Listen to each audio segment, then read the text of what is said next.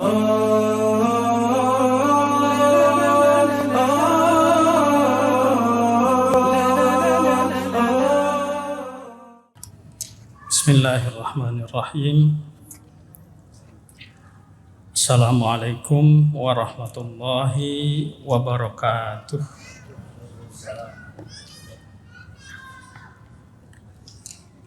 Alhamdulillah.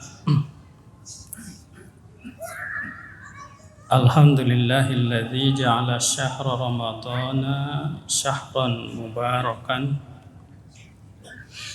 kutiba fihi siyamu wa unsila fihi al-Qur'anu hudal linnasi wa bayyinatin minal huda wal furqan. Asyhadu an la ilaha illallah wahdahu la syarikalah wa asyhadu anna Muhammadan abduhu wa rasuluhu alladzi la nabiyya ba'dah. Allahumma salli wa sallim wa barik ala sayyidina Muhammadin wa ala alihi wa sahbihi ajma'in, amma ba'd. Faqala ta'ala fi kitabihil karim, a'udzu billahi minasy syaithanir rajim. Ya ayyuhan nasu qad ja'akum mau'izatun mir rabbikum wa shifaa'un lima fis sudur wa hudaw wa rahmatul lil mu'minin.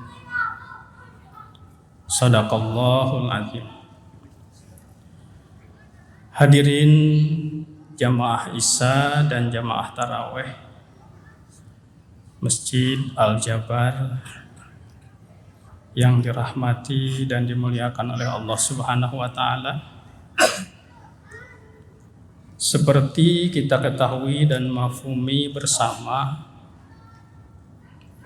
bahwa di antara rentetan hadis-hadis tentang keutamaan ibadah saum pada bulan suci Ramadan,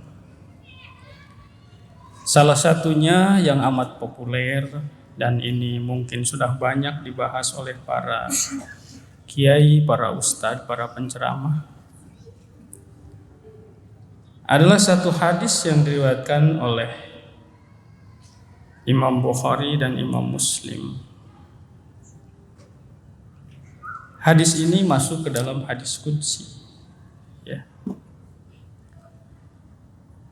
Penggalan singkat dari hadis itu dinyatakan bahwa lisoimi farhatani, bagi orang-orang yang saum, bagi hamba-hamba Allah yang saum, Allah ini yang langsung menyatakannya melalui hadis qudsi. Itu Allah akan menerbitkan, akan melahirkan pada jiwanya kebahagiaan, kegembiraan, kabungah, kira-kira begitu. Dan tidak tanggung-tanggung Allah akan melahirkan, menerbitkan kegembiraan, kebahagiaan ini, dua kegembiraan sekaligus. Farhatan. Apa itu? Diteruskan dalam hadis itu, farhatun inda fitrihi wa farhatun inda liqa'i rabbih. Kegembiraan yang pertama katanya ketika hamba-hamba Allah yang saum berbuka atau ketika dia tiba pada saat Idul Fitri. Dan yang keduanya kegembiraan ketika hamba-hamba Allah yang saum bertemu dengan Allah Subhanahu wa taala di akhirat nanti. Jadi Allah menjamin ada dua kegembiraan dan dua kebahagiaan yang akan dianugerahkan atau yang akan lahir kepada hamba-hamba Allah yang saum, dunia dan akhirat. Hadirin yang berbahagia, Kegembiraan ketika di alam dunia ini, ketika kita bertemu dengan berbuka atau ketika kita beridul fitri, itu ternyata menurut syarah hadis ini, menurut para ulama, hadirin, tidak sebatas pada kegembiraan, kebahagiaan yang bersifat kecil, yang bersifat remeh-temeh, yang bersifat fisik atau bersifat biologis. Seperti kita gembira karena kita dapat makan dan minum kembali. Yang sudah bersuami istri dapat bergaul kembali dengan suami istri di malam hari. Atau kalau ketika Idul Fitri, maka semua larangan-larangan yang berlaku pada bulan suci Ramadan tidak berlaku lagi. Bukan itu ternyata yang dimaksud dengan kegembiraan ketika berbuka ataupun ketika bertemu dengan Idul Fitri itu. Tapi hadirin yang berbahagia, sekalipun dia masih di alam dunia ini, kebahagiaan atau kegembiraan yang dimaksud adalah kebahagiaan ataupun kegembiraan dalam bentuk kepuasan hati atau kepuasan batin yang bersifat psikis, yang Allah anugerahkan kepada orang-orang yang melakukan saum sebagai akibat dari apa? Karena dia puas telah mampu melaksanakan syariat Allah dengan sempurna, dengan sebaik-baiknya. Karena dia mampu, bukan hanya sekedar mampu memenuhi syarat dan rukun saum di dalam ibadah Ramadan, tapi juga dia mampu memelihara kualitas ibadah saumnya dari berbagai macam kotoran-kotoran yang mengganggu bahkan merusak ibadah saumnya. Saumnya bebas dari rofas, kata-kata cabul, kata-kata tidak senonoh. Saumnya bebas dari fusuk, kata-kata bohong, kata-kata dusta, kata-kata tidak jujur, perbuatan-perbuatan fasik, dan lain-lain. Termasuk saumnya bebas dari jidal, dari berbantah-bantahan yang mengarah kepada perselisihan dan pertengkaran. Hadirin yang berbahagia, orang-orang yang saum seperti inilah yang mampu memenuhi syarat dan rukunnya dan mampu memelihara kesucian dan kualitasnya dari berbagai macam kotoran-kotoran. Itulah yang layak dia mendapatkan kepuasan karena dia telah mampu melaksanakan syariat Allah dengan sempurna, dan orang yang seperti itulah yang layak bergembira.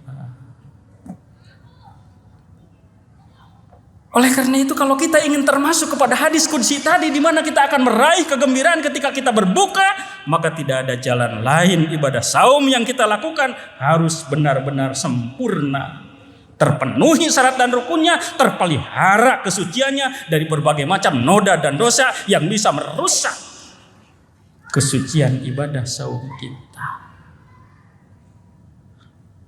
Ini hadir. Yang kedua, dalam hadis qudsi itu disebutkan bahwa Allah menjamin orang-orang yang melaksanakan ibadah saum di bulan suci Ramadan, dia akan mendapatkan kegembiraan yang kedua ketika di akhirat. Ketika apa itu? Ketika liqa'i rabbih, ketika bertemu dengan Allah. Hadirin,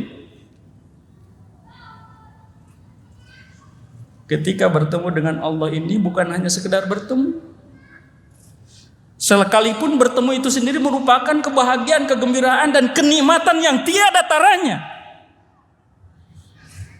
Tapi juga kegembiraan plus, pertemuan plus. Plus apa? Plus pahala yang sempurna yang tidak ada ukurannya dan tidak bisa diukur ketika kita di alam semesta ini. Kenapa? Karena Allah menegaskan, semua amal ibadah hambaku akan aku lipatkan 10-700 kali lipat kebaikan atau pahala, kecuali ibadah saum. Ibadah saum itu untukku dan aku sendiri akan memberikan pahalanya, sehingga tidak ada yang tahu besarnya pahala ibadah saum itu, dan kita akan tahu betapa besarnya ketika kita bertemu dengan Allah Subhanahu wa taala di akhirat nanti. Bukan hanya itu, pertemuan plus memperoleh keridhaan dan kasih sayang Allah. Bukan hanya itu, pertemuan plus mendapatkan surga Allah yang tidak ada orang yang bisa memasuki surga itu kecuali hanya orang-orang yang saum di bulan Ramadan. Fil jannati tsamaniyata abwabin. Surga itu memiliki 8 pintu, sabda Rasulullah sallallahu alaihi wasallam.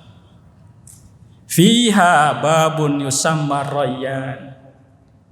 Satu pintu bernama Ar-Rayyan. La yadkhuluha illa shaimun. Tidak ada orang yang bisa masuk ke pintu surga itu kecuali hanya orang-orang yang melaksanakan ibadah saum pada bulan suci Ramadan.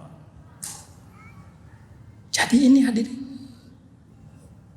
Dan kita jangan pernah merasa lama proses kembali dan untuk bertemu dengan Allah Subhanahu wa taala itu, karena Allah menegaskan di dalam Al-Qur'an bahwa proses kembalinya kita kepada Allah itu amat sangat cepat, Ibu, tanpa disadari oleh kita.